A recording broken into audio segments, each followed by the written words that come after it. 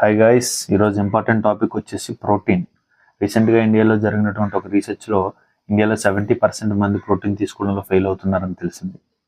So ఎంత తీసుకోవాలి అంటే ఐసీఎంఆర్ రికమెండేషన్ ప్రకారం సాధారణంగా పనిచేసుకున్న ఒక వ్యక్తి తన బాడీలో కిలో వెయిట్కి 0.83 గ్రామ్స్ ప్రోటీన్ తీసుకోవాలి. అంటే ఒక 60 కేజీలు ఉన్న వ్యక్తిని తీసుకున్నాం అనుకోండి, 60 × 0.83 49.8 గ్రామ్స్, అంటే సుమారుగా 50 గ్రాముల ప్రోటీన్ తీసుకున్నట్లయితే సఫిషియెంట్గా సరిపోతుంది. సరే, ప్రోటీన్ ఎందుకు?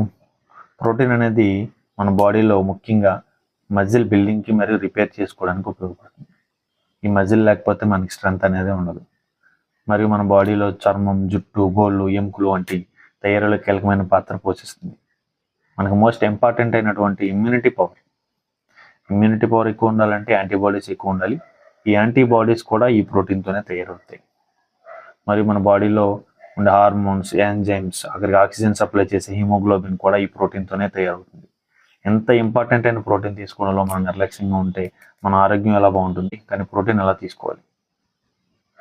రోజు 2 గుడ్లు తీసుకుంటే సుమారు 12 గ్రాముల ప్రోటీన్ అనేది కవర్ అవుతుంది. దాంతోపాటు ప్రోటీన్ సమృద్ధిగా ఉండే పాలు, పెరుగు, పప్పులు, శనగలు, చికెన్, ఫిష్ వంటివి ఎక్కువగా తీసుకుంటే మన బాడీకి ప్రోటీన్ అనేది సఫిషియెంట్గా సరిపోతుంది. ఆరోగ్యకరంగా ఉండడానికి అవకాశం ఉంటుంది. ఇటువంటి మరిన్ని ఇంపార్టెంట్ అప్డేట్స్ కావాలంటే మన ఛానల్ని సబ్స్క్రైబ్ చేసి పెట్టుకోండి. Thank you.